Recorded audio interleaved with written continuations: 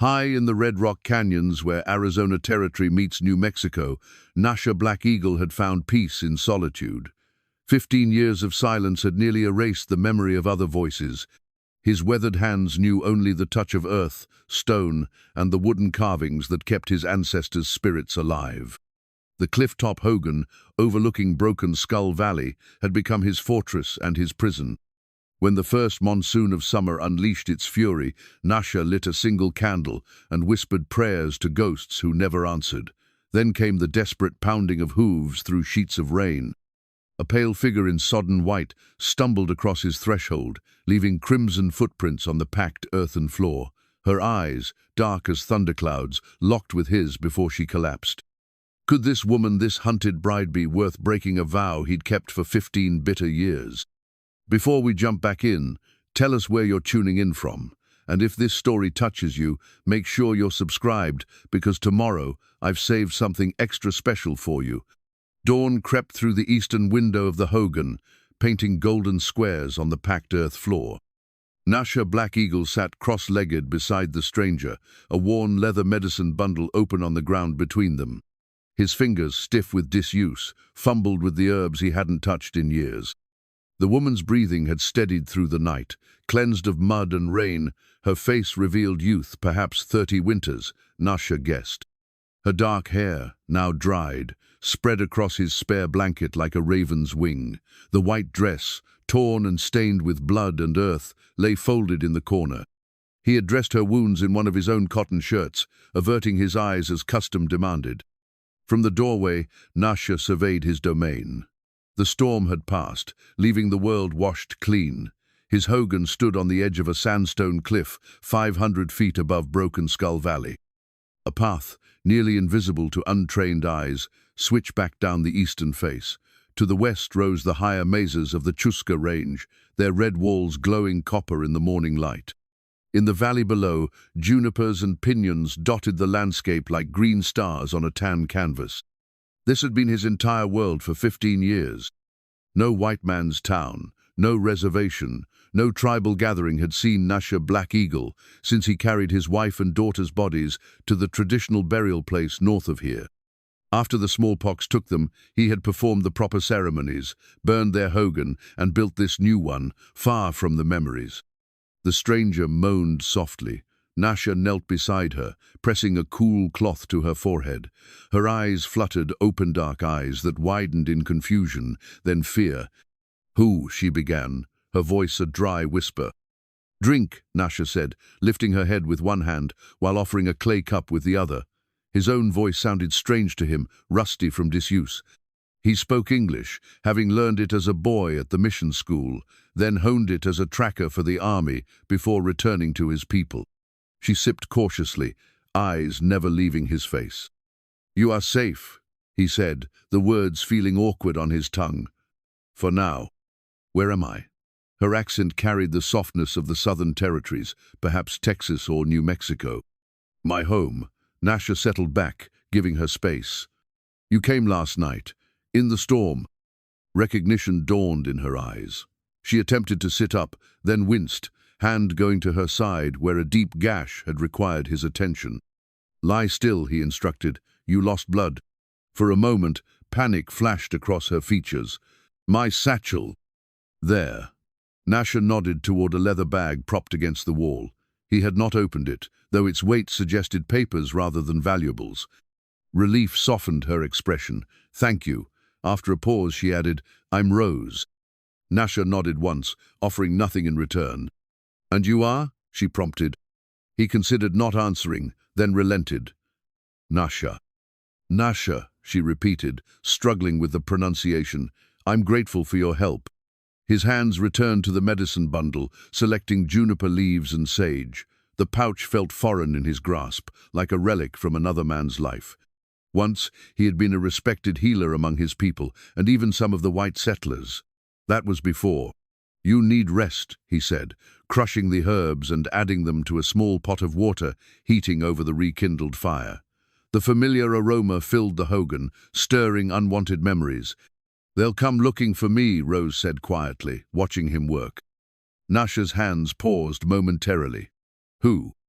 Men who want what I carry. Her fingers worried the edge of the blanket. And me. He had expected as much. No woman rides alone through a monsoon storm, dressed in wedding clothes, unless something terrible follows behind. Nascha felt the weight of decision settling on shoulders long unburdened by anything except survival.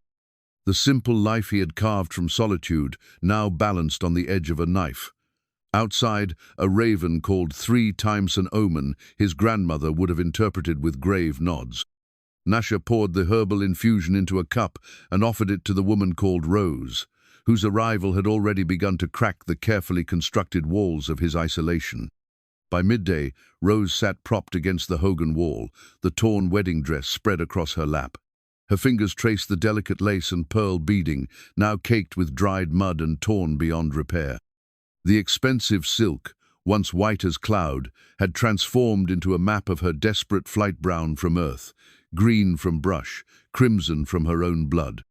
It was beautiful, she said, breaking a silence that had stretched through the morning.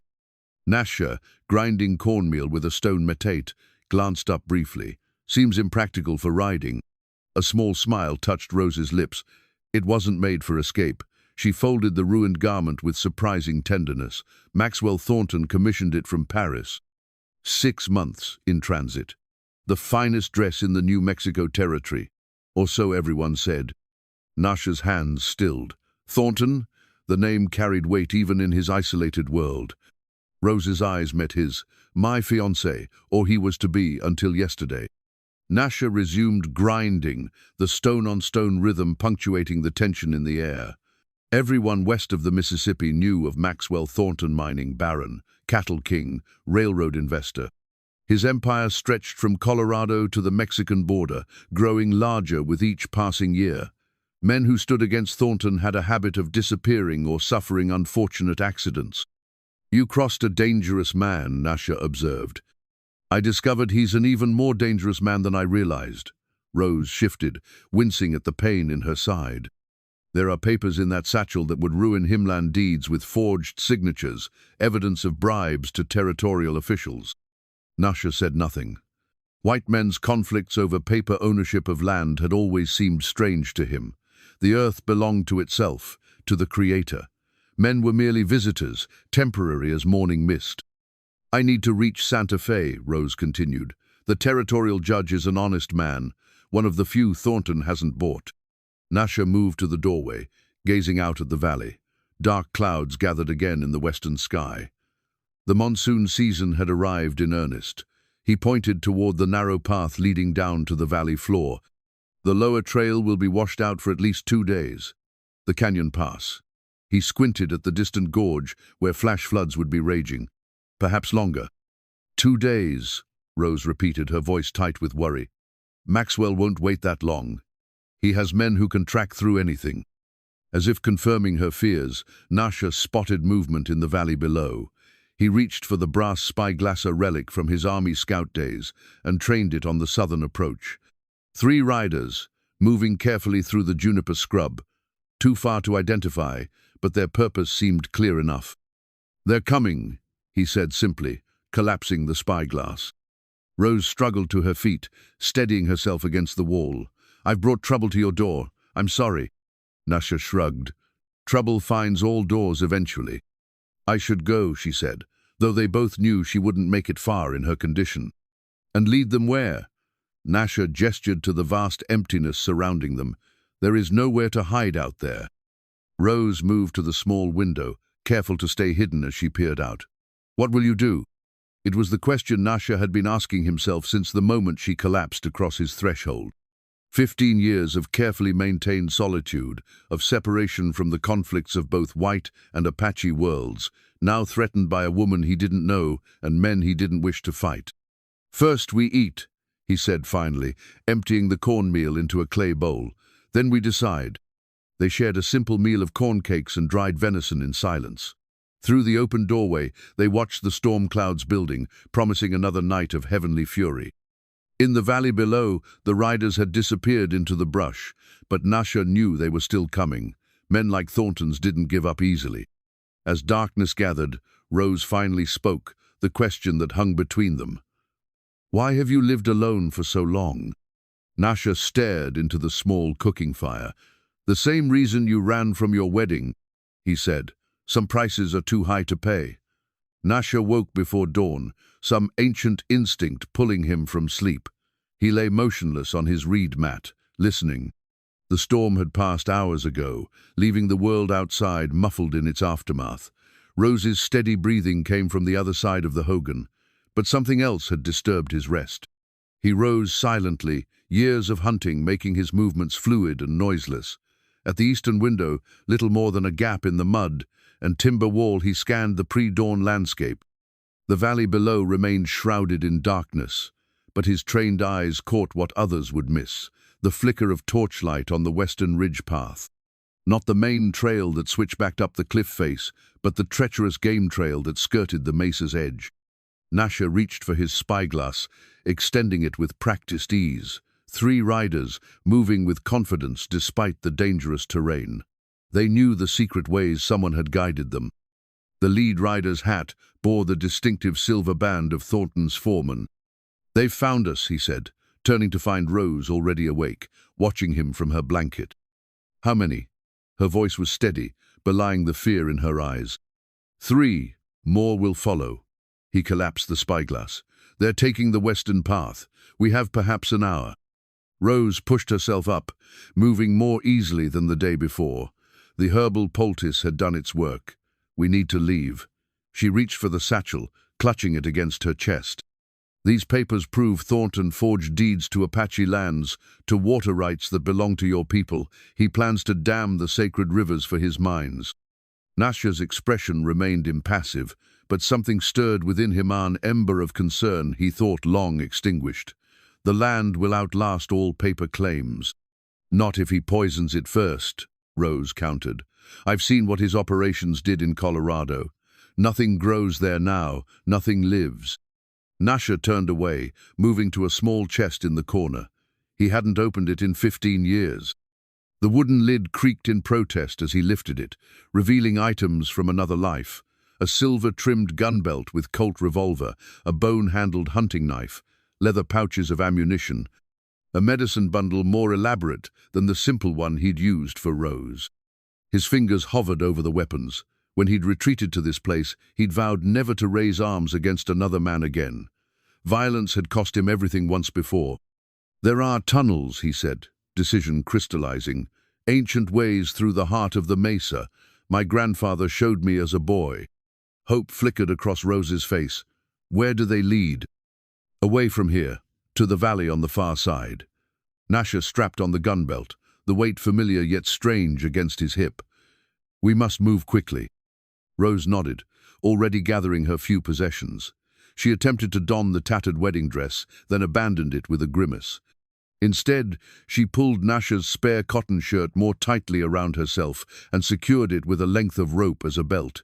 The garment hung to her knees, transforming her from society bride to frontier survivor. Nascha filled a small pack with essentials: dried meat, cornmeal, a waterskin, flint and steel.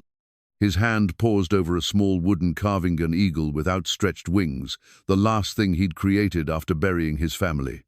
After a moment's hesitation, he added it to the pack. "The entrance is hidden," he explained, moving to the central fire pit. "My ancestors built escape routes during the Spanish Wars." He pulled aside a woven mat, revealing a trapdoor of weathered wood. Beneath lay darkness and the scent of cool, dry earth. Rose peered down uncertainly. "It's a tight passage at first," Nascha warned. "Opens wider, deeper in." The distant crack of a rifle shot echoed across the canyon. Both froze, eyes meeting in silent understanding. Thornton's men had spotted the hogan. "Go," Nascha urged, helping Rose through the opening. He handed down the satchel, then his pack. Another shot rang out, closer this time, splintering the wooden door frame. Nascha took one last look at the home that had been his sanctuary and prison for 15 years. Then he descended into darkness, pulling the trapdoor closed above him just as hoofbeats thundered into the clearing outside.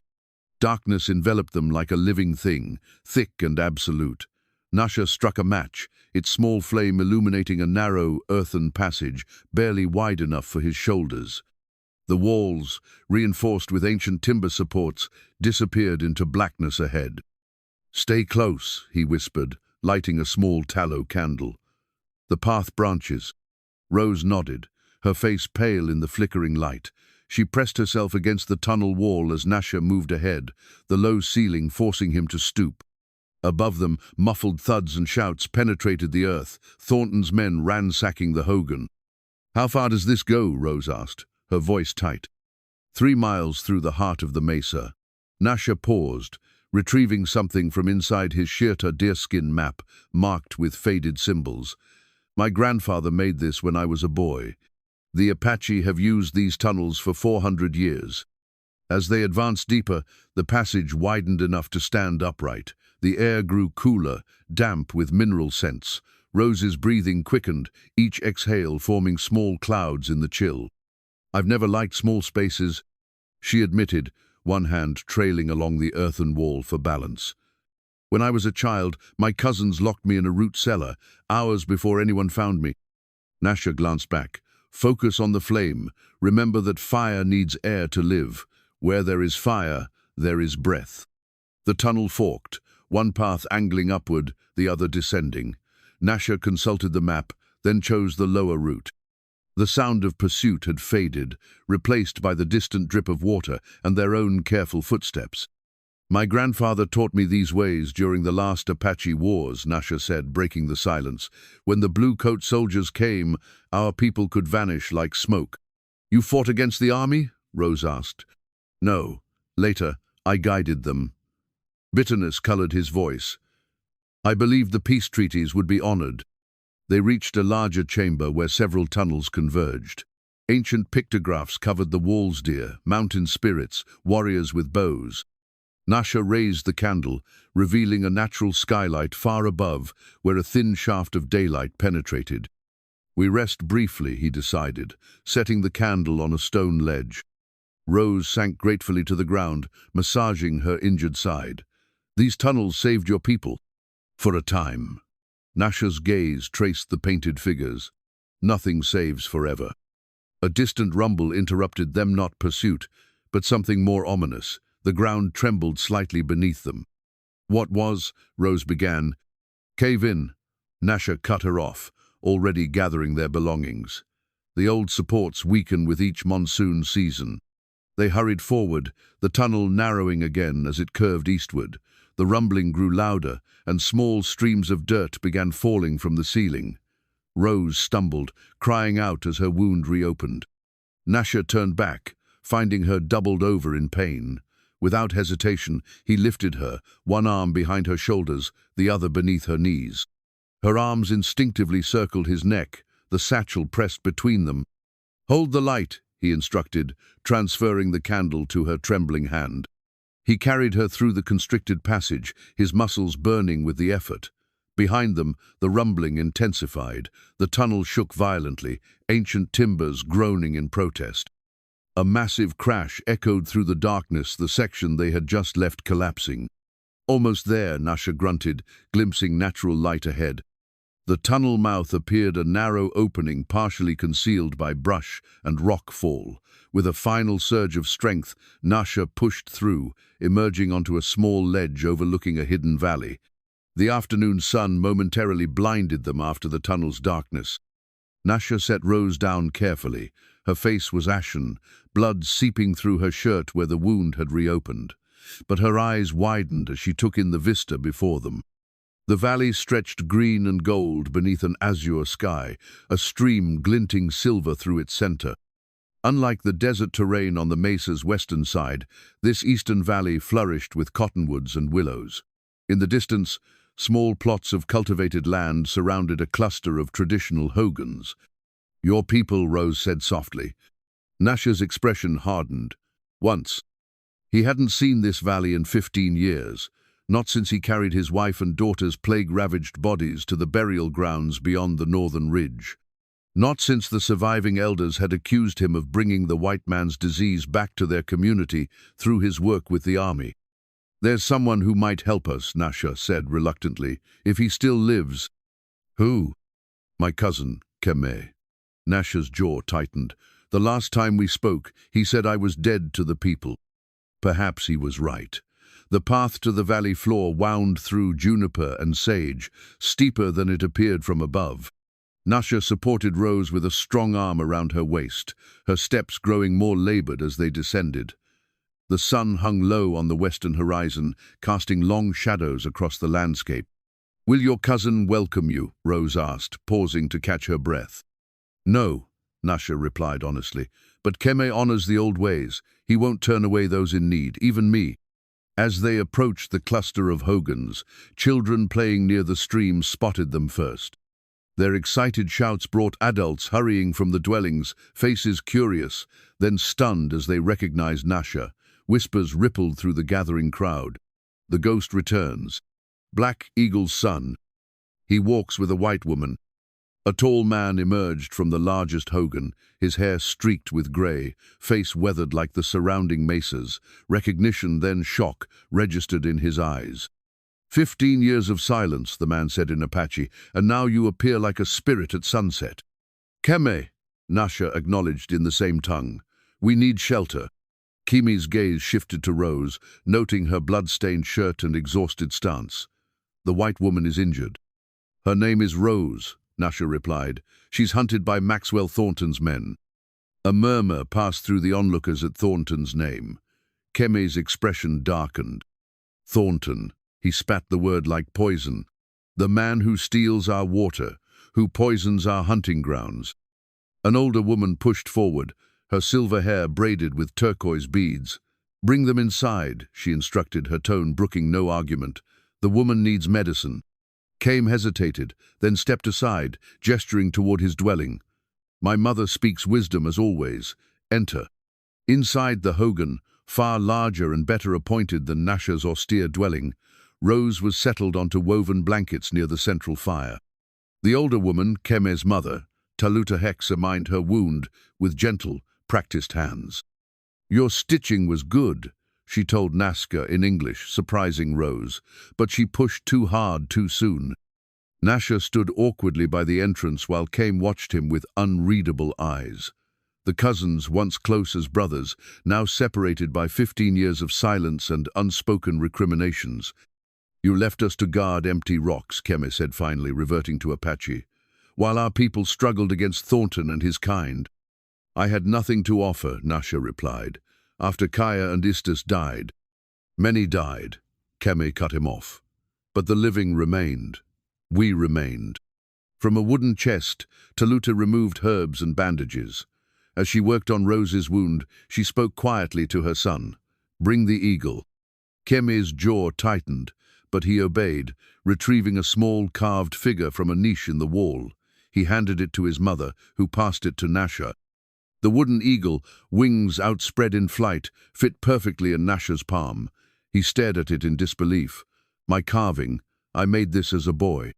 "You left it behind when you went to the army," Taluta explained. "I kept it safe, knowing someday you would return for your medicine." "I have no medicine left," Nascha said bitterly. Taluta's eyes, sharp despite her years, pierced him. "Yet you healed her," she nodded toward Rose. Rose watched this exchange with growing understanding, though she couldn't follow the Apache words. "You were important here," she said to Nascha. "Before." Keem switched to English. "He was to be our medicine man, trained by our grandfather, respected by all bands. Then he chose the white man's path, became an army scout." His voice hardened. "When the sickness came, he brought his family here too late for healing." "Enough," Taluta ordered. "What's done is finished. Now we face new troubles." She turned to Rose. "Tell us why Thornton hunts you." Rose glanced at Nascha, who nodded encouragement. She reached for the satchel that hadn't left her side. "I was to marry Maxwell Thornton yesterday." She began, removing a stack of papers from the leather bag.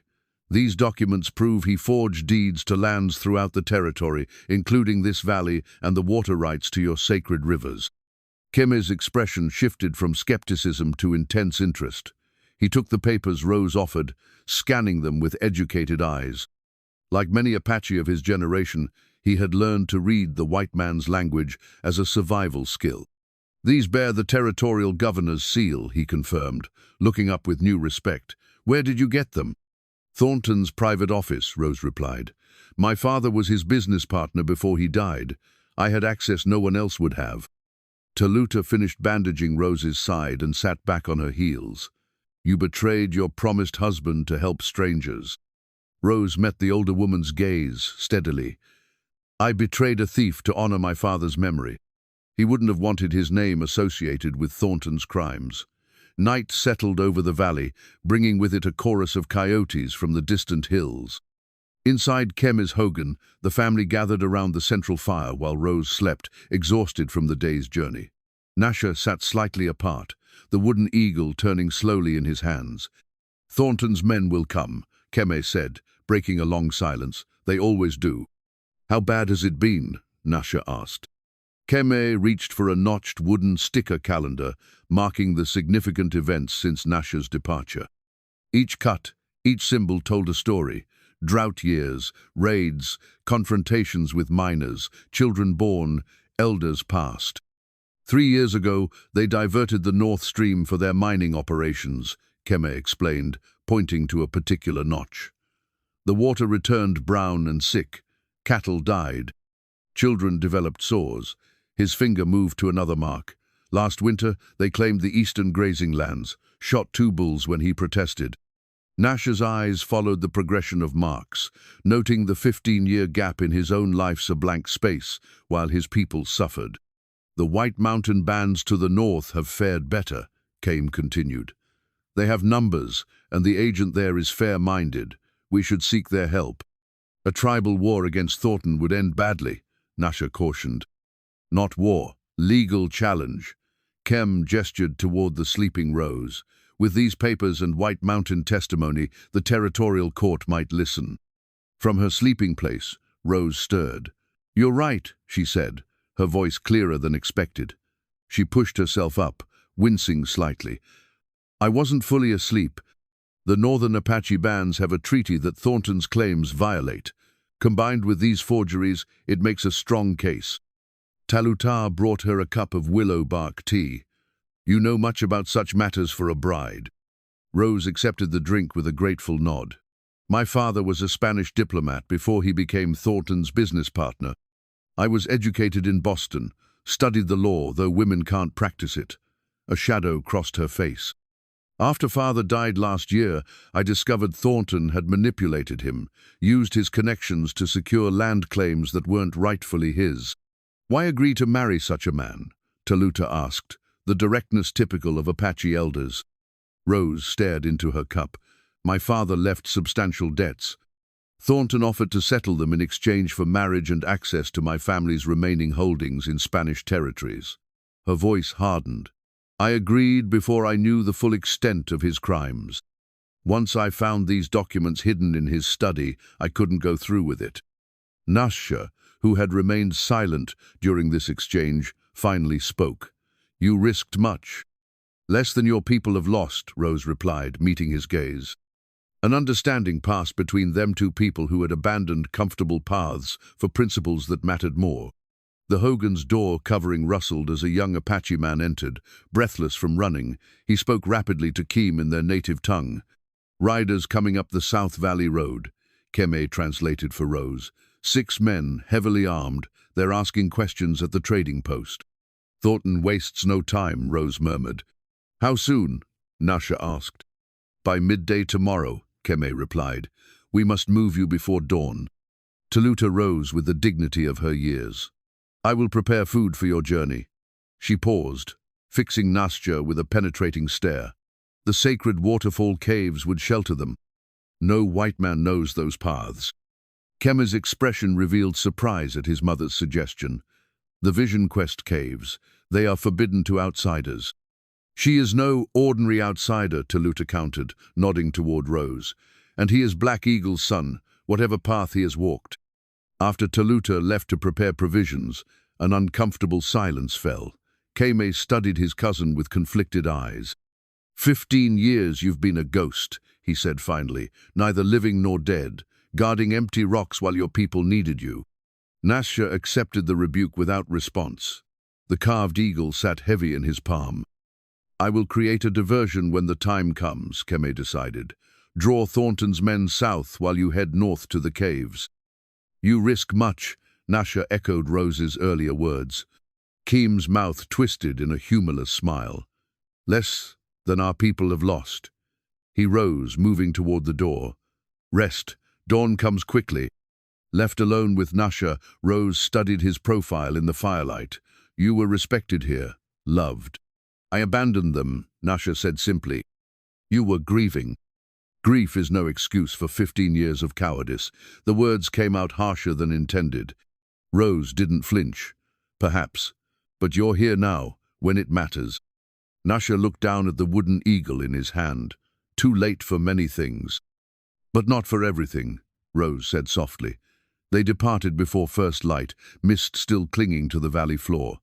Kemme provided horses sturdy paint for Nascha and a gentle sorrel mare for Rose. Taluta pressed a bundle of food and medicine into Nascha's hands, her weathered fingers lingering on his. "Remember who you are," she whispered in Apache, too low for others to hear, "not who you've been." The northern path followed the stream for several miles before turning sharply upward into rugged terrain. Nascha led, his body remembering the way despite the years. Behind them, smoke rose from the valley settlement. Keem signaled that Thornton's men had been spotted approaching from the south. Rose rode silently, her face drawn with pain, but determined. The borrowed buckskin dress and moccasins Taluta had provided suited her better than expected. With her dark hair braided and skin tanned from desert sun, she might almost pass for mixed blood at a distance. By midday, they reached a series of ascending plateaus, each requiring careful navigation to find the hidden path to the next. The horses labored on the steepest sections, forcing them to dismount and lead the animals. "Not much farther," Nascha said, offering Rose water from a skin. She drank gratefully, then paused to catch her breath. "I hear water." Nascha nodded. "The sacred falls lie just beyond that ridge." The sound grew stronger as they crested the final rise, revealing a breathtaking sight. A silver cascade of water plunging nearly 100 feet from the red canyon wall into a clear pool below. Mist created perpetual rainbows where sunlight struck the falls. Behind the curtain of water, dark openings marked the entrance to the caves. "It's beautiful," Rose whispered. "The most sacred place of my grandfather's band." Nascha explained, leading the horses down a switchback trail to the pool. "Young men came here for vision quests, medicine people for dream walking." The coolness near the water provided welcome relief from the day's heat. They tethered the horses where grass grew thick near the pool, then approached the falls. A narrow ledge ran behind the curtain of water, leading to the largest cave opening. Nascha went first, reaching back to guide Rose along the slippery passage. Inside, the cave opened into a cathedral-like chamber, its walls decorated with ancient pictographs. Filtered light from the waterfall entrance cast moving patterns across the stone floor. "We'll be safe here," Nascha said, setting down their provisions. "No white man knows this place exists." Rose turned slowly, taking in the painted figures of dancers, spirit beings, and star patterns that covered the walls. "It feels alive." "My people believe it is," Nascha replied. "The breath of ancestors fills these chambers." He busied himself preparing a small fire in a stone ring that had served countless previous occupants. The familiar actions awakened memories he'd long suppressed, coming here as a boy of 13 for his own vision quest, sitting in this very spot as his grandfather taught him the healing songs, bringing Kaya here before they were married to receive the blessing of the ancestors. Rose settled on a flat stone near the fire, her hand pressed against her side. The day's journey had taken its toll. "Your wound needs attention," Nascha observed. She nodded, too exhausted to argue. With practiced gentleness, Nascha unwrapped the bandages Taluta had applied. The gash along Rose's ribs had begun to redden at the edges, the first sign of infection. "I need to remake the poultice," he said, retrieving herbs from the bundle Taluta had provided. As he worked, crushing herbs and adding drops of water to form a paste, Rose watched his hands with interest. "You move like someone who has done this hundreds of times." "I have," Nascha admitted, "in another life." He applied the medicine to her wound, then wrapped it with fresh cloth. The proximity required was intimate, his fingers occasionally brushing against her skin. Both pretended not to notice. By evening, Rose's fever returned. She alternated between shivering and sweating, her coherence coming and going like the patterns of light on the cave walls. Nascha kept vigil, bathing her forehead with cool water from the falls, singing healing songs he'd sworn never to voice again. In her delirium, Rose spoke of things Nascha suspected she would not reveal while conscious. Her father's final days, consumed by guilt over his partnership with Thornton. Her mother, who had died when Rose was still a child. Her fear of being trapped in a loveless marriage to a man whose soul had been corrupted by greed. "He'll never stop," she murmured, her eyes unfocused. "The land, the water, he takes everything." "Rest," Nascha soothed. "You're safe now." Her fingers clutched at his wrist with surprising strength. "No one is safe, not until he's stopped." Through the night, Nascha maintained his vigil, watching the play of moonlight through the waterfall entrance. He found himself praying not the Christian words from the mission school, but the ancient prayers of his people that he had neglected for 15 bitter years. Dawn broke with Rose's fever finally subsiding. She slept peacefully now, her breathing deep and regular. Nascha moved to the cave entrance, watching the first light transform the mist, rising from the waterfall into a golden veil. He wore his grandfather's turquoise and silver medallion, a warrior's necklace he'd found among the medicines Taluta had packed. The weight of it against his chest felt both foreign and familiar, like returning to a childhood home. When he turned back, Rose was awake, observing him. "You look different," she said, her voice hoarse but stronger. Nascha touched the medallion self-consciously. "My grandfather gave me this when I completed my vision quest. I left it behind when I left everything." "Your mother included it in the medicine bundle," Rose guessed. "Taluta is not my mother," Nascha corrected. "But yes, she kept it all these years." Rose sat up cautiously, testing her strength. "The fever broke. Your body fought well, and the medicines helped." Nascha brought her water, then began assembling a small meal from their provisions. "We should discuss our path forward." "Santa Fe," Rose said without hesitation. "Judge William Morrison holds court there. He's known for his integrity. Even Thornton hasn't been able to buy him." Santa Fe is 4 days' ride across open country. Nascha handed her a portion of dried meat and corn cakes. "Thornton will have men watching every approach." "Do you have a better suggestion?" Rose challenged, accepting the food. Nascha hesitated. "There's someone who might help. Jacob Blackwood. He runs a trading post 3 valleys east of here. He was a scout with me in the army." "Can he be trusted?" "More than most white men," Nascha replied. "He married a Navajo woman, lives between worlds as I once did." Rose studied him. "You speak as if that life is entirely past." "Isn't it?" Nascha turned away, busying himself with packing their provisions. "We should move soon. It's a day's journey to Jacob's place." They emerged from behind the waterfall into brilliant morning sunshine. As Nascha secured their belongings to the horses, Rose approached the edge of the pool, kneeling to wash her face in the clear water. She glanced up to find Nascha watching her.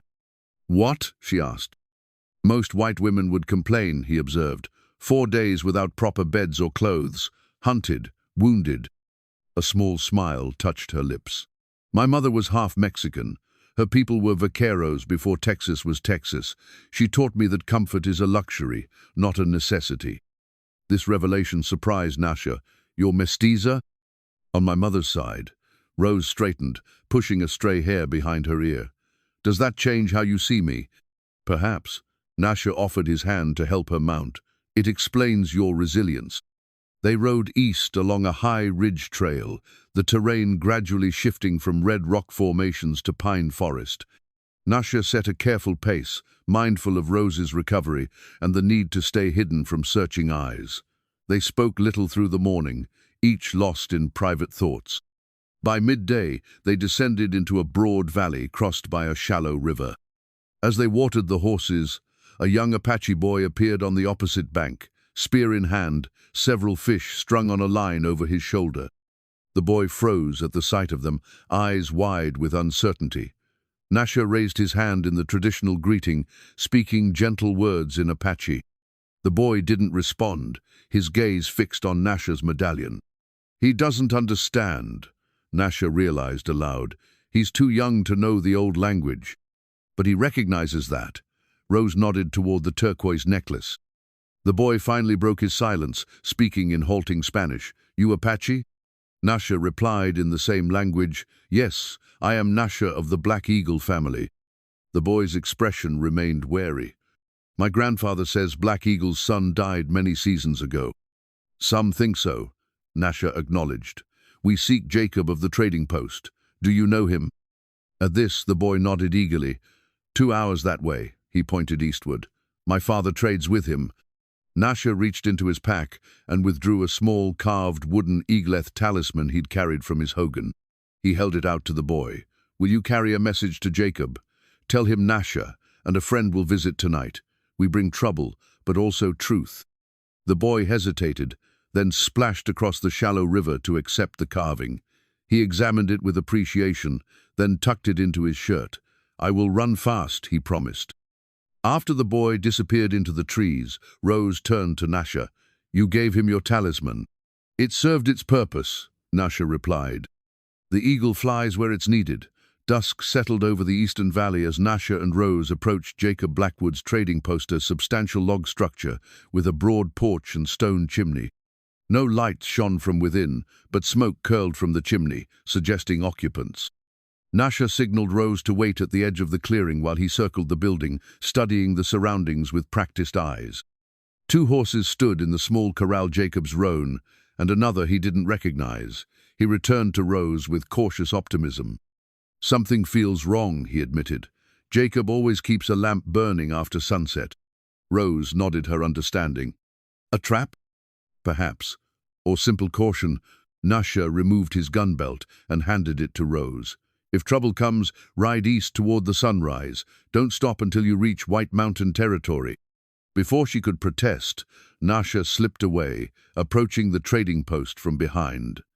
A window stood partially open, and through it he caught fragments of conversation.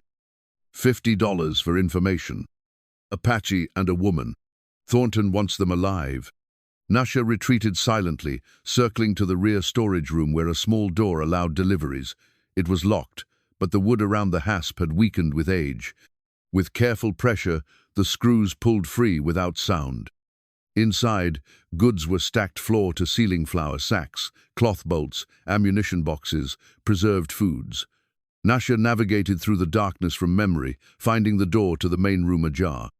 Through the crack, he saw Jacob behind the counter, big man with a grey-streaked beard and the weathered face of someone who'd spent decades outdoors. Across from him stood a younger man in trail clothes, a bounty hunter's star pinned to his vest. I ain't seen Nascha Black-Eagle in 15 years, Jacob was saying, pouring whiskey into 2 glasses. Man disappeared after the smallpox took his family. Most figured he died too. Well, someone matching his description was spotted with Thornton's runaway bride, the bounty hunter replied, downing his drink. Heading this direction. Lot of Apache look alike to White Eyes. Jacob shrugged, his casual tone belied by the tension in his shoulders. Nascha watched the exchange, recognizing Jacob's stalling tactics. His old friend was buying time, but for what purpose? The answer came with a soft creak of floorboards behind him. Nascha spun, reaching for a knife that wasn't there, and found himself face to face with a Navajo woman holding a shotgun leveled at his chest. Nadlihi, she whispered, using his Apache name, living ghost. Recognition dawned. Tani, he breathed. Jacob's wife. She lowered the shotgun slightly. 15 years and you smell the same sage and pine. There's a bounty hunter, Nascha began. We know. Tani pressed a finger to her lips, then gestured for him to follow. She led him to a trapdoor hidden beneath a rug, revealing a small cellar. Where is the woman? She whispered. Waiting in the trees. Tani nodded. I'll find her. You. She pushed him toward the cellar. Reluctantly, Nascha descended the narrow ladder. The cellar was larger than expected, lined with shelves of supplies, and to his surprise stacks of papers, books, and letters. Jacob kept everything, Tani explained, noting his confusion. News of the tribes, letters that came for you. He believed you would return someday. Before Nascha could respond, she closed the trapdoor, leaving him in darkness, broken only by thin lines of light from between the floorboards above. Through these gaps, Nascha watched and listened as Tani returned to the main room, her demeanor transforming from warrior to gracious hostess. She offered the bounty hunter food, suggesting he stay the night before continuing his search. Minutes stretched into an hour. Nascha's muscles cramped from remaining motionless in the confined space. Above, the bounty hunter grew increasingly drunk on Jacob's whiskey, his words slurring as he boasted about previous captures. Just as Nascha's patience neared its limit, a new voice entered the conversation. Rose's. His heart froze. "Excuse me," she called from the doorway, her accent suddenly thickened to match the border territories. "My wagon lost a wheel 2 miles back. Might you have supplies for repair?" Nascha shifted position to see better through the floorboards. Rose stood in the doorway wearing a shawl over her head in the style of Mexican women. Dirt smudged her face, disguising her features. The bounty hunter straightened, instantly alert despite his drunkenness. "Traveling alone, señorita?" "With my brother," Rose replied smoothly. "He waits with the wagon." Jacob stepped forward. "We have what you need. Tani, show the lady our wheel supplies in the back." The bounty hunter's suspicious gaze followed the women as they disappeared into the storeroom. Above Nascha's head, footsteps moved toward the rear of the building, then silence. Minutes later, Tani returned alone. She couldn't decide. She explained to the men, went to ask her brother what size they need. The bounty hunter left at dawn, swaying slightly from Jacob's potent whiskey. Once the sound of hoofbeats faded, Jacob lifted the trapdoor. "Coast is clear, old friend." Nascha emerged from the cellar, stiff from hours in confinement. Rose and Tani sat at a rough-hewn table, sharing coffee and quiet conversation that stopped when he appeared. 15 years, Jacob said, shaking his head in wonderment. "You look like hell." "You got old," Nascha countered, the ghost of a smile touching his lips. The men embraced briefly, years of shared history passing unspoken between them. Jacob Blackwood had been there when Nascha's family died, had helped dig the graves when others feared the contagion. "Your friend tells an interesting tale," Jacob said, nodding toward Rose. "Thornton's runaway bride." "Former bride," Rose corrected. "And the papers I took prove his land claims are fraudulent." Jacob whistled low. "No wonder he's got every gun for hire in the territory looking for you." He turned to Nascha. "What's your stake in this?" "The land he claims includes my people's valley," Nascha replied, "and she needed help." Jacob's eyebrow rose at the simple explanation. The lone wolf returns to the pack. Before Nascha could respond, Tani set plates of food before them: venison, cornbread, and early summer berries. The normalcy of the moment struck Nascha as surreal after days of danger and flight. As they ate, Jacob shared news gathered from his position at the crossroads of multiple cultures.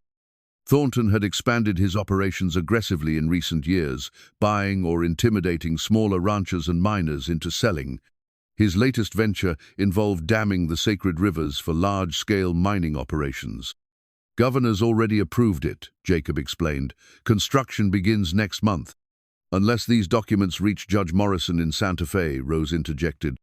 "Morrison's out of territory until next week," Jacob replied. "Thornton knows that. He's rushed the approval process through while the judge is away." Rose opened her loqueta, small silver oval containing miniature portraits. "My father," she explained, touching the image of a distinguished man with a grey-streaked beard. "And my mother." The second portrait showed a beautiful woman with Rose's dark eyes and the unmistakable features of her Mexican heritage. "My father didn't know what Thornton was doing," Rose continued. "When he died, I found correspondence suggesting he had suspicions, but no proof. I was already promised to Maxwell by Thena business arrangement to settle my father's debts." "You agreed to marry a man you didn't love?" Tani asked, the concept clearly foreign to her Navajo sensibilities. "It's common in my circles," Rose replied with a sad smile. "Love is a luxury for those without financial concerns." Nascha listened silently, piecing together the fuller picture of Rose's sacrifice. She had agreed to surrender her future to protect her family's honor, only to discover the man she would marry was corrupting her father's legacy. "We need to move you east," Jacob decided, spreading a map across the table. There's a camp of White Mountain Apache who've maintained good relations with the territorial government. Their leader, Mangus, has Morrison's ear. Will they help outsiders? Rose asked. Mangus understands the value of tactical alliances, Jacob replied, and Nascha is known to him. Nascha looked up sharply. Mangus is alive. He must be ancient. 80 summers and still clear-minded, Jacob confirmed. He remembers you from the Peace Council of 59. As they studied the route east, a rider approached at speed, the same Apache boy they'd met by the river, now mounted on a lathered pony. Jacob met him on the porch, returning moments later with a grim expression. Thornton himself has joined the hunt. 20 men with him. They're moving systematically through the valleys. Why would he come personally? Tani wondered. Rose's fingers closed around her locket. Because it's not just about the documents anymore. It's about his pride. No woman has ever defied Maxwell Thornton. Nascha moved to the window, scanning the eastern horizon. How soon can we leave? You can't outrun them directly, Jacob cautioned. Thornton has men watching all the main trails. Then we don't use the trails, Nascha decided. We go through Apache territory, places no white man would follow. Jacob nodded slowly. I'll provision you. But first, he disappeared into the back room, returning with a weathered ledger. You should see this. The Trading Post ledger recorded transactions spanning 2 decades. Jacob turned to entries marked with Nascha's name supplies, set aside year after year. Ammunition, winter blankets, coffee, medicine.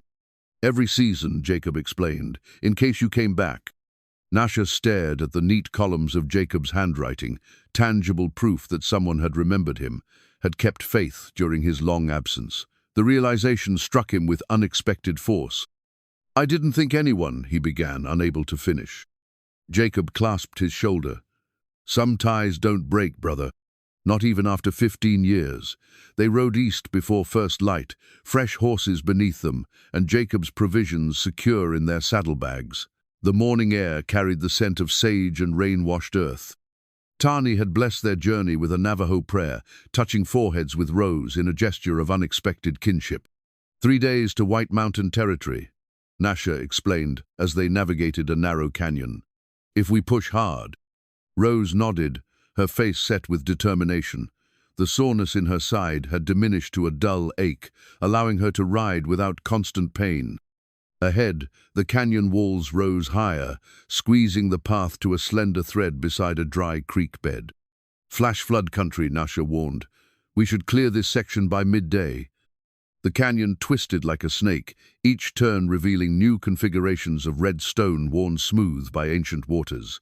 At a particularly narrow section, Nascha dismounted to lead the horses through single file. The walls pressed close on either side, blocking the sun and creating an eerie twilight. Halfway through, Nascha froze, raising his hand for silence. Rose held her breath, straining to hear what had alerted him. Then it came the distant rumble of hoofbeats, echoing from the canyon walls. Riders, Nascha confirmed, coming fast. There was no time for discussion. Nascha urged Rose forward through the narrows, the horses moving with nervous energy, sensing their riders' anxiety. The canyon widened slightly, before ending at a sheer rock-walla dead end. There, Nascha pointed to a dark crevice in the cliff face, an old mine shaft. The abandoned shaft entrance sagged with rotting timber supports, a relic from some forgotten silver prospector's dreams. Nascha tied the horses in a recessed alcove where they wouldn't be immediately visible, then guided Rose into the mine entrance. Darkness enveloped them as they moved deeper, the air heavy with dust and the musty scent of abandonment.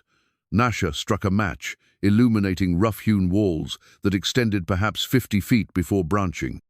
Stay close, he whispered, leading her toward the fork. The hoofbeats grew louder, then stopped. Male voices echoed at the canyon entrance, followed by the jingle of spurs against stone. They're searching on foot, Rose breathed.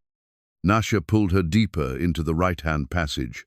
The tunnel narrowed, then opened into a small chamber where ancient equipment rusted in eternal stillness, picks, shovels, an ore cart on collapsed tracks. He extinguished the match, plunging them into perfect darkness. For long minutes, they stood motionless in the blackness, listening to the approaching searchers. A sudden shout suggested the horses had been discovered. More voices, closer now. Flashlight beams probed the mine entrance, elongated shadows dancing across the walls. "This way," Nascha whispered, guiding Rose toward a secondary passage barely visible in the reflected light. They edged sideways through the narrow opening, emerging into a parallel tunnel. Behind them, searchers' voices grew louder as they explored the main chamber. "Tracks lead in but not out," a man called. "They're still here somewhere." The new tunnel sloped steeply downward, forcing them to half-slide in controlled descent. Nascha's foot dislodged a stone that clattered noisily into darkness. They froze, but it was too late. There, the south passage. Flashlight beams swung toward their position. Nascha pulled Rose deeper into the descending tunnel, no longer concerned with stealth, only speed. The passage twisted sharply, then ended abruptly at a vertical shaft. "Dead end," Rose gasped. Above them, boots scraped against stone as their pursuers navigated the narrow connection. Nascha searched desperately for options, finding none except a rotting wooden ladder leading down the vertical shaft. "We have to try it," he decided, testing the first rung with his weight. The wood creaked, but held. Rose followed without hesitation, the satchel of documents clutched against her chest. The ladder swayed alarmingly with their combined movement. 20 feet down, disaster struck. A rung snapped beneath Nascha's foot, then another. The ancient wood disintegrated in a cascade of failure, plunging them into darkness. They fell only a short distance before landing on a sloping pile of debris. Momentum carried them downward in a shower of dirt and rock until they tumbled to a stop on hard-packed earth. "Rose?" Nascha called softly, reaching through the darkness. "Here," she replied, her voice tight with pain. "I'm all right." A rumble shook the mountain above them, followed by a deafening crash. Dust filled the air, choking them as the tunnel collapsed behind them, sealing off the shaft they'd fallen through. When the echoes faded and the dust began to settle, Nascha struck another match. They found themselves in a lower level of the mine, separated from their pursuers by tons of fallen rock. "They can't follow," Rose observed, "but neither can we go back." The match burned Nascha's fingers, and darkness returned. He lit another, examining their surroundings. The tunnel extended into blackness ahead, perhaps leading to another exit deeper into the mountain's heart. In the flickering light, Nascha noticed Rose's satchel had torn open in the fall. As she gathered the scattered papers, he saw something unexpected, a hidden compartment in the bag's lining, containing a second set of documents. "What are those?" he asked. Rose looked up, her expression unreadable in the wavering light. "Nothing important." But Nascha had already seen the official seal and Thornton's signature on what appeared to be legal papers different from the fraudulent deeds she'd shown before. The match died, leaving them in darkness. The silence between them grew heavy, filled with unspoken questions. "We need to find a way out," Rose said finally, her voice echoing in the confined space. Nascha struck another match, but instead of continuing forward, he knelt and gathered the fallen papers. His trusted, won over their days together wavered as he examined the documents. "These are marriage certificates," he said, voice flat, "between Maxwell Thornton and Rose Calderon, dated 3 weeks ago." The flame illuminated Rose's face, eyes wide, lips pressed into a thin line. "I can explain. You're already his wife." The words felt like stones in Nascha's mouth. The match burned out. In the darkness, Rose's voice came softer. "Legally, yes." Nascha lit another match, rummaging through their packs for a lantern he knew Jacob had included. Once lit, the steady glow revealed Rose sitting with her back against the tunnel wall, shoulders slumped in defeat. "It was a private ceremony," she began. "Civil only, performed by a judge in Santa Fe. The public wedding, the one I fled from, was to be for society, for business associates." "You lied to me." Nascha's voice remained even, betraying none of the confusion and hurt churning beneath. "I simplified the truth," Rose countered. "I never said we weren't already married." Nascha gathered the scattered papers, examining each with methodical care. Beyond the marriage certificate were property transfers, business agreements, and other legal documents, all bearing Rose's signature alongside Thornton's. "What game are you playing?" he demanded. "These show you willingly entered business arrangements with him." After my father died, Rose explained, I discovered Thornton had manipulated him, forced him into debt.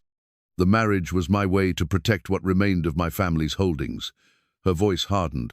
What I discovered after the private ceremony was how far his deception went, the forged deeds, the stolen Apache lands. Nascha's expression remained impassive, though his mind raced. So you took these papers to… what? Blackmail him? To negotiate, Rose corrected. I never intended to simply expose him. The plan was to use the fraudulent deeds as leverage to force him to return the Apache lands and compensate the settlers he cheated. While remaining his wife, the words tasted bitter. While securing legal protection for myself and your people. Rose pushed herself to her feet, wincing slightly as her wound protested.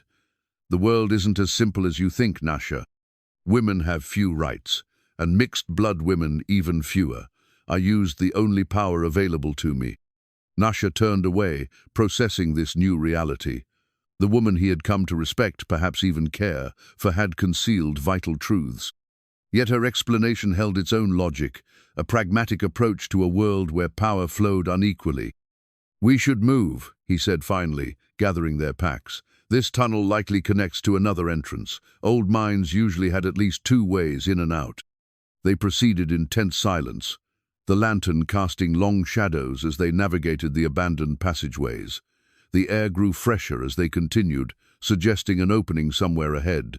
After perhaps an hour of careful progress, voices echoed from a side tunnel. Thornton's men had found another way into the mine system. Nascha extinguished the lantern immediately, pulling Rose into a narrow crevice.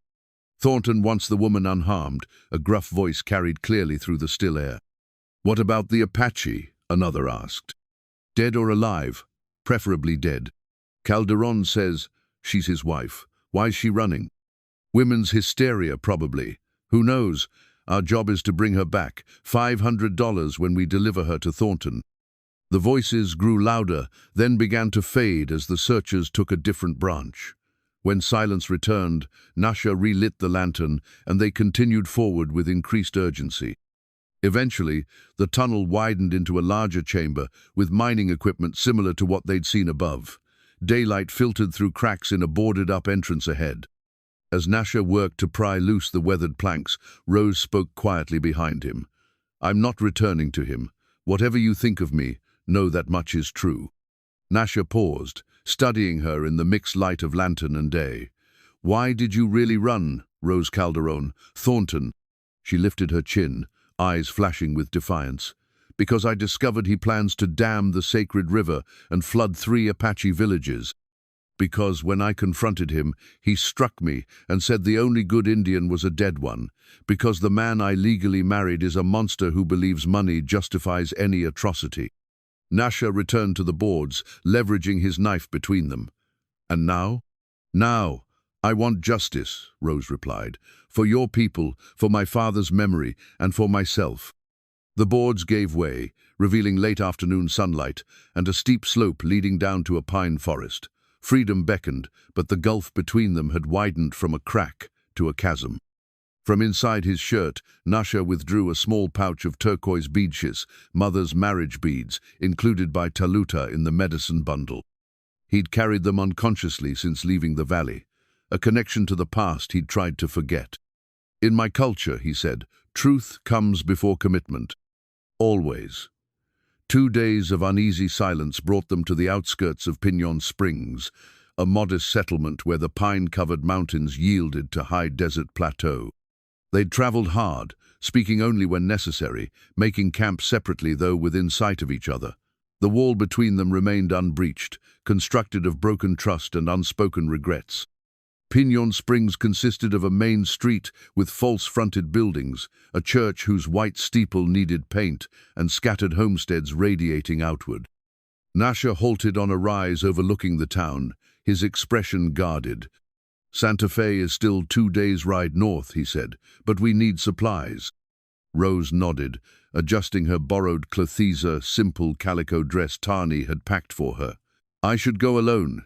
You'll draw attention. We stay together, Nascha countered. Thornton will have telegraphed descriptions to every settlement in the territory. They approached cautiously, using a back road that brought them to a livery stable at the town's edge. The stable boy, no more than 14, stared openly at Nascha's Apache features, but asked no questions as he took their horses. "Feed and water only," Nascha instructed, pressing coins into the boy's hand. "We ride out in an hour." The general store occupied a prime corner position on the main street. Rose entered first, Nascha following after a careful survey of the surroundings. Inside, the familiar scents of coffee, leather, and tobacco mingled with the murmur of conversation that died abruptly at their entrance. The storekeeper, a balding man with spectacles, watched warily as they gathered basic provisions: jerky, coffee, hardtack. Rose approached the counter with their selections while Nascha lingered near the door, his back to the wall, gaze sweeping the street through the window. "Passing through?" the storekeeper asked, tallying their purchases. "Yes," Rose replied, her accent carefully modulated to suggest educated Eastern origins. "On our way to Santa Fe." "Business there." The question seemed casual, but Rose noted how the other customers listened for her answer. "Legal matters," she said vaguely. "My guide and I expect to meet the territorial judge." The storekeeper's eyebrows rose slightly. "Judge Morrison? He's not expected back until next week. Territorial business in Albuquerque, they say." This news confirmation of what Jacob had told them struck Rose like a physical blow. Next week would be too late. Thornton's dam project would have all necessary approvals by then. As the storekeeper wrapped their purchases, the door swung open. A sheriff entered, star gleaming on his chest, eyes instantly finding Nascha in the corner. "Haven't seen you around these parts," he observed, hand resting casually near his holstered revolver. "Just passing through," Nascha replied, his English deliberate and unaccented. The sheriff's gaze shifted to Rose, then back to Nascha. "Funny thing, got a telegraph yesterday about a runaway bride and an Apache renegade. Reward of $500 for information." The store fell completely silent. Rose felt her heart hammering against her ribs, but kept her expression neutral as she collected their wrapped purchases. "How interesting," she commented. "I hope you find them." The sheriff's mouth twisted in a humorless smile. "Thing is, ma'am, the description matches you two pretty close. Maxwell Thornton's a powerful man with friends in high places. Wouldn't want to cross him myself." Nascha straightened slightly, his posture shifting almost imperceptibly into readiness. "We've broken no laws." "Didn't say you had," the sheriff replied. "Just making conversation." The door opened again, admitting a well-dressed man carrying a leather portfolio. He paused, sensing the tension, then addressed the sheriff. "New wanted posters, Sheriff Davis. And a telegram came for you." He handed over a yellow envelope. The sheriff broke the seal, reading quickly.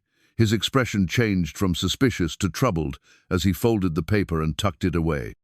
"Well now," he said, his tone markedly different. "Seems there's more to this story than Mr. Thornton let on." He turned to Rose. "You'd be Rose Calderon, I take it?" She hesitated, then nodded once. "This telegram's from Judge Morrison himself. Says you're to be afforded protection if you appear in his jurisdiction. Says you're carrying evidence of land fraud that requires his personal attention." Murmurs rippled through the onlookers. The sheriff gestured toward the door. "My office is more suitable for this conversation." Outside, Nascha hung back slightly, muscles tense and ready. The sheriff noticed his wariness and chuckled. "Relax, Chief. If I wanted to collect Thornton's blood money, I'd have drawn on you inside." His office sat beside the small jailhouse, sparsely furnished but neat. A framed law degree hung on one wall, unusual for a frontier sheriff. "Harvard man," Rose observed, nodding toward the diploma. "Another lifetime," the sheriff replied, "before my lungs decided they preferred desert air." He settled behind his desk. "Now, the judge's telegram mentions documents proving fraud against Apache land claims. That puts a different color on things." "You oppose Thornton?" Nascha asked skeptically. "I oppose anyone who thinks money places them above the law," Sheriff Davis replied. "Even mining barons with governors in their pockets." He spread a territorial map across his desk. "Thornton has men watching every approach to Santa Fe. His foreman arrived in town this morning with 6 riders. They're searching buildings as we speak." Night fell over Pinyon Springs, bringing no relief from the day's tensions. Sheriff Davis had hidden Rose and Nascha in the back room of the telegraph office, where the Operatora Union Army veteran missing one arm stood guard with a shotgun while they planned their next move. "Judge Morrison's telegram changes things," Rose said, spreading their map across a desk cluttered with telegraph equipment. "If he's aware of our situation, he must have received word from someone." "Jacob," Nascha suggested. "He has connections throughout the territory." Sheriff Davis returned from his patrol of the town's perimeter, his expression grim. "Thornton's men are going door to door. They've taken rooms at the hotel but aren't sleeping. They know you're here." "We need to leave," Nascha insisted. "And go where?" the sheriff countered. "Every trail out of town is watched. Besides, you're safer under my jurisdiction than wandering the territory." The telegraph operator, who had introduced himself simply as Hatch, cleared his throat. "There's another option. Judge Morrison is attending the Southern Pacific Railway ceremony in Cruz Junction tomorrow. Every territorial official will be there, including the governor." Rose's eyes widened. "How far is Cruz Junction?" "Half-day's ride," Hatch replied, "but Thornton will be there too. He's a major investor in the railway." Nascha leaned over the map, finding the small settlement where the new rail line would connect with the main route west. "A public confrontation would be dangerous, but effective," Rose countered. "With territorial officials as witnesses, Thornton couldn't simply make us disappear." Sheriff Davis nodded slowly. "It might work. But you'd need more than just documents. You'd need witnesses, testimonies." "The Apache villages affected by Thornton's dam," Nascha said. "If representatives could speak." Rose completed his thought. "And the Hispanic farmers whose water rights were stolen." A plan began to form. Using the telegraph, Sheriff Davis contacted allies in surrounding communities, a circuit judge in Alamosa, a newspaper editor in Las Cruces, a Franciscan priest who ministered to both Hispanic and native communities. Hatch's fingers flew over the telegraph key, sending encoded messages that wouldn't alert Thornton's men if intercepted. Nascha slipped out after midnight, moving like a shadow through the sleeping town. He found 3 Apache workers camped near the livery stable and spoke with them in their native tongue. They agreed to carry word to nearby settlements, summoning representatives to Cruz Junction. By dawn, Rose had drafted concise legal documents with the sheriff's help, organizing the evidence against Thornton into a compelling case. Her legal education, though incomplete, proved invaluable as she structured arguments that would resonate with territorial authorities. "You're good at this," Sheriff Davis observed as she worked. "Better than most lawyers I've known." Rose smiled tiredly. "My father wanted a son to follow him into diplomacy. He settled for teaching his daughter instead." When Nascha returned, they gathered around a small table in the telegraph office's back room, finalizing their strategy. Sheriff Davis spread a detailed territorial map showing all disputed lands, with X's marking Thornton's false claims. "The ceremony begins at noon," he explained. "The governor speaks first, followed by railway officials. Thornton is scheduled to drive the ceremonial golden spike at 1 o'clock. "We'll need to present our case before that happens," Rose said. "And if he refuses to acknowledge the evidence?" Nascha asked. Sheriff Davis's expression hardened. "Then it becomes a legal matter for Judge Morrison to decide. Either way, the truth becomes public." As morning light filtered through the office's small window, Hatch returned from his latest telegraph check with surprising news. "Responses are coming in. People are mobilizing. Apache representatives from 3 bands are already en route. The newspaper editor promises coverage. The circuit judge will attend to witness." Rose looked at Nascha, a spark of hope in her eyes for the first time since their argument in the mine. This might actually work. "Thornton won't surrender easily," Nascha cautioned. "He'll have armed men present." "As will we," Sheriff Davis assured them. "I've deputized 6 men I trust. The circuit judge is bringing his bailiffs." A commotion in the street drew them to the window. Riders were entering town, not Thornton's men, but a diverse group of Apache, Hispanic farmers, and Anglo settlers. At their head rode Keme, Nascha's cousin, accompanied by Tani, Jacob Blackwood's wife. "Your message reached the valley," Hatch explained to Nasha's surprised expression. Your cousin gathered witnesses from every community affected by Thornton's water theft. Nasha watched as more riders joined the gathering, their numbers growing to nearly 30. People who would normally avoid each other, Apache and Mexican, settler and native, united by a common threat to their lands and livelihoods.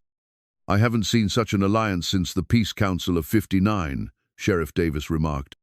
Rose joined Nasha at the window, close but not touching, the gulf between them still present but perhaps narrowing. Your people came. Our people, Nasha corrected quietly. All of them, defending what's theirs. For the first time in 15 years, Nasha felt something long forgotten stirring within him, not just purpose, but belonging. The isolation he had cultivated like a bitter garden was crumbling, its walls breached by connections he could no longer deny. Rose studied his profile in the morning light. Are you ready for this? To step back into the world? Nasha met her gaze, his expression resolute. I've been hiding long enough. Cruz Junction transformed overnight from a dusty whistle, stopped to the center of territorial politics. A wooden platform draped in red, white, and blue bunting dominated the newly completed railway station. Territorial dignitaries in formal attire mingled with railroad executives, while laborers, mostly Chinese and Irish, stood respectfully apart, their contribution to the massive project acknowledged only in passing speeches. From their vantage point on a ridge overlooking the celebration, Nasha and Rose observed the proceedings through the sheriff's field glasses. Nasha wore clothes that bridged his 2 worlds, black trousers and white shirt from Jacob's trading post, but with his father's silver concho belt and the turquoise medicine man's necklace visible at his throat. His hair, normally tied back simply, had been braided by Keem in the warrior style of their grandfather's generation. Thornton's already there, Rose noted, focusing the glasses on a tall figure in an expensive black suit, front row beside the governor. Nasha took the glasses, studying their adversary. Maxwell Thornton cut an impressive figure, broad, shouldered, silver-haired, his bearing that of a man accustomed to command. Around him clustered associates and security men, their eyes constantly scanning the crowd. He expects us, Nasha observed. Sheriff Davis approached, leading their horses. It's time, our witnesses are in position. They descended toward the gathering, joining Kame and the coalition of Apache, Hispanic, and settler representatives who had assembled in a side street. The diverse group drew curious stares as they moved toward the railway ceremony.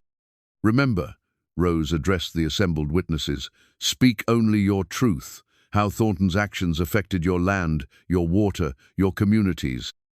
Judge Morrison needs facts, not just accusations. The territorial governor, a corpulent man with mutton-chop whiskers, had begun his speech extolling the railway's importance to territorial development. This golden spike, he proclaimed, holding aloft a gleaming ceremonial nail, represents not just the completion of a railway, but the joining of wilderness to civilization. Polite applause followed. Maxwell Thornton stood to the governor's right, smiling confidently, his hand occasionally touching the inside pocket of his suit, where, Rose knew, he carried a derringer for personal protection. Now, Sheriff Davis murmured.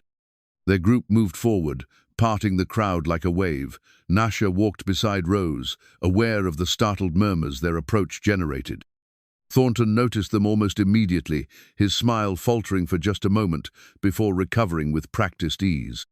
Governor Wilson, Sheriff Davis called out, his voice carrying across the gathering.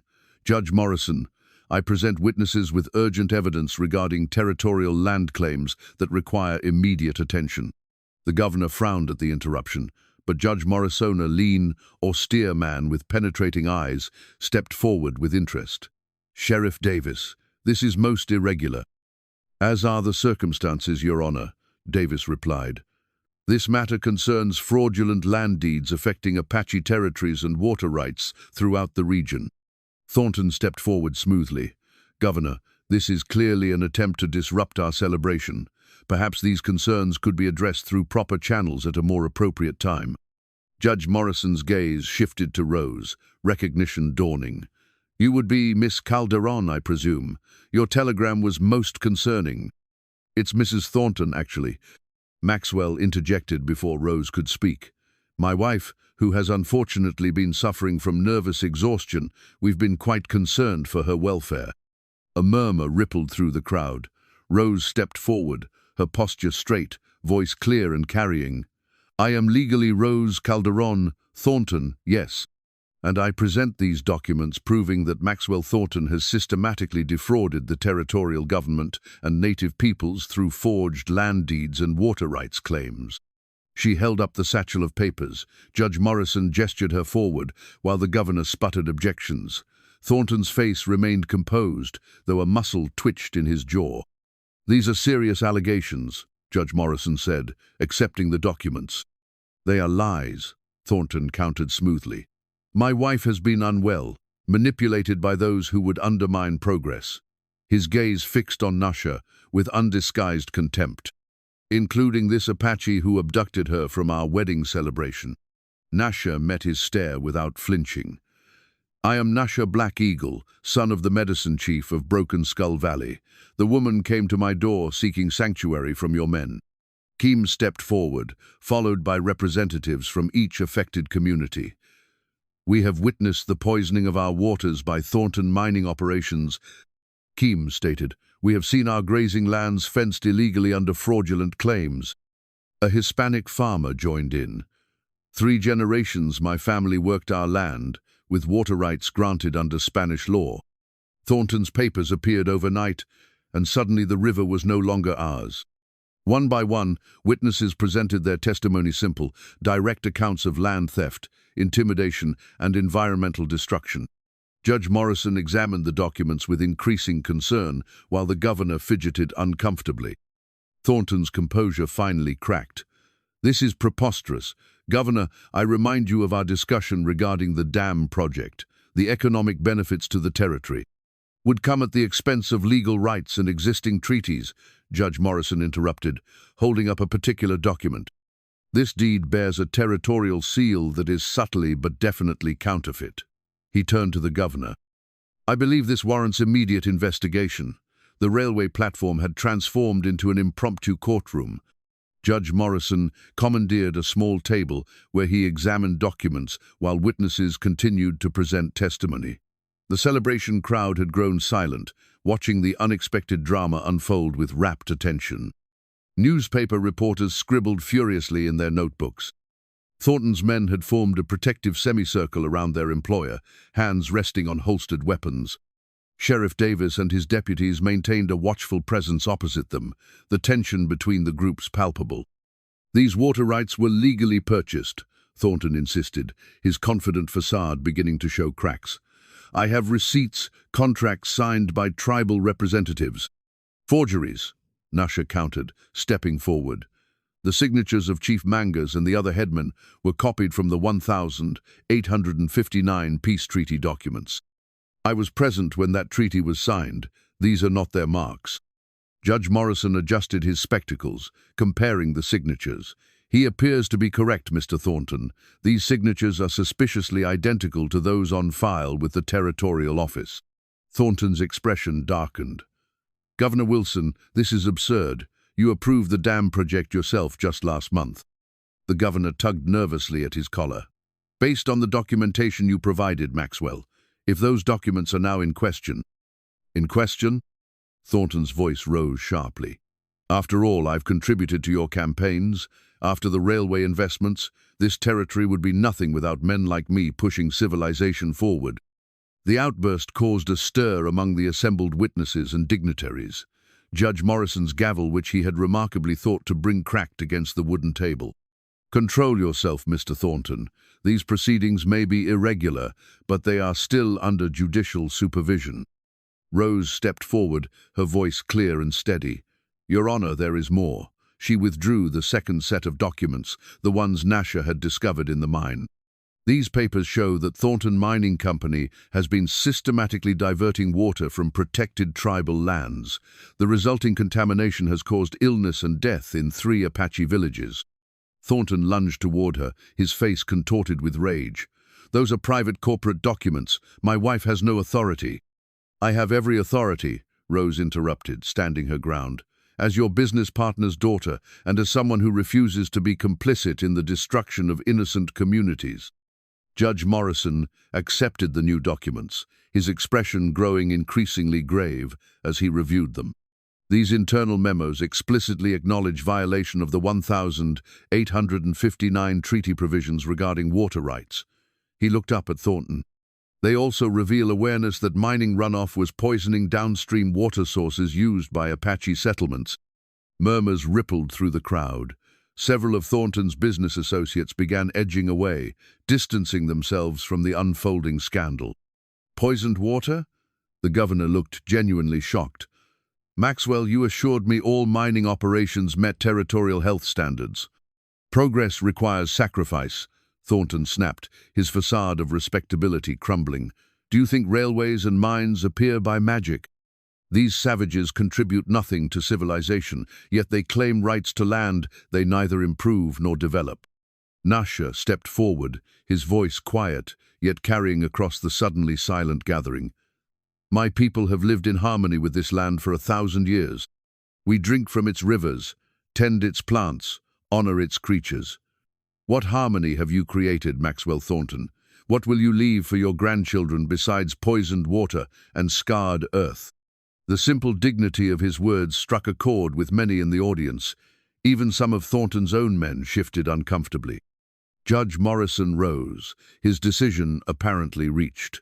"Based on the evidence presented, I am issuing an immediate injunction against all Thornton mining operations affecting tribal water sources. Furthermore, I am ordering a complete review of all land transactions involving Mr. Thornton's companies over the past 5 years." He turned to the sheriff. "The matter of criminal charges for document fraud will require grand jury consideration, but in the meantime—" "This is outrageous," Thornton exploded, reaching inside his jacket. Sheriff Davis drew his revolver with lightning speed. "Don't do it, Thornton." But Thornton was beyond reason. His derringer appeared in his hand, pointing not at the sheriff but at Rose. "You ungrateful, treacherous." Nascha moved without thinking, placing himself between Rose and the weapon. The derringer's report cracked across the platform like thunder. Nascha staggered but remained standing. The bullet had torn through his shoulder, missing vital organs. Blood spread across his white shirt in a crimson bloom. Chaos erupted. Sheriff Davis and his deputies disarmed and restrained Thornton, who continued to rage incoherently. Judge Morrison shouted for order, while bystanders scattered in panic. Through it all, Rose rushed to Nascha's side, pressing her hand against his wound. "Why?" she demanded, tears filling her eyes. "Why would you do that?" Nascha looked at her through a haze of pain, his voice barely audible. "Some things are worth the price." The territorial doctor pushed through the crowd, quickly examining the wound. Clean through the meat of the shoulder, painful but not fatal if infection doesn't set in.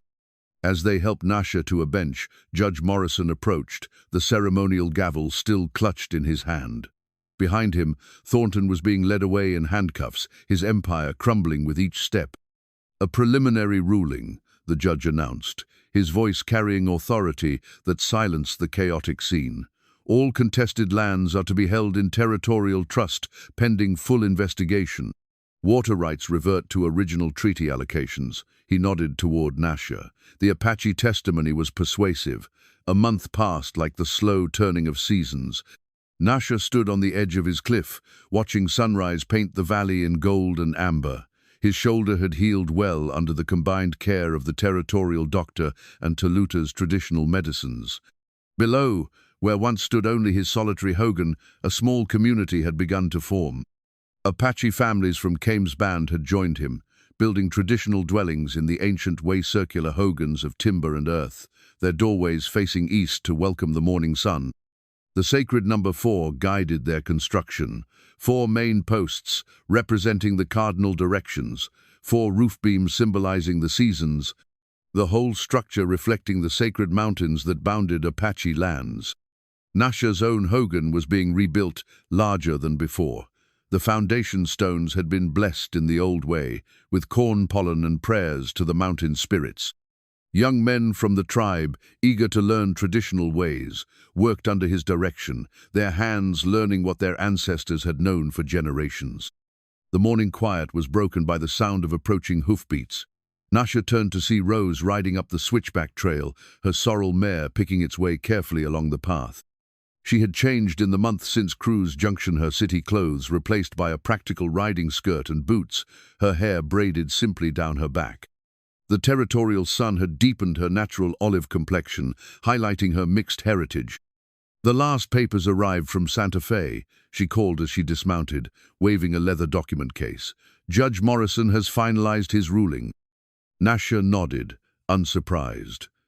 The territorial courts had worked with unprecedented speed, driven by the public scandal of Thornton's attempted shooting and the damning evidence in his own corporate records.